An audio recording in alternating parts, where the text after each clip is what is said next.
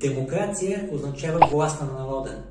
Но каква власт имаме ние, когато тя се изразява в това веднъж на няколко години в рамките на една минута да изберем кой да ни управлява? Тоест, кой да има власт над нас.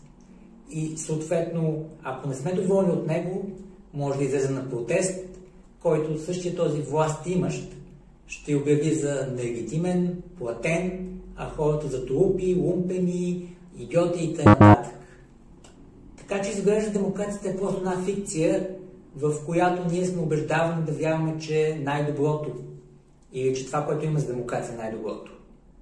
Ето защо препоръчвам книгата "Държавата" на Платон или книга "Цена на душата", която е един модерен прочит как обществото може да се самоуправлява благодарение вече на напредващите технологии. Така че да няма власт имащи и подчинени, а да има демокрация, в която всеки има своята власт и своята отговорност.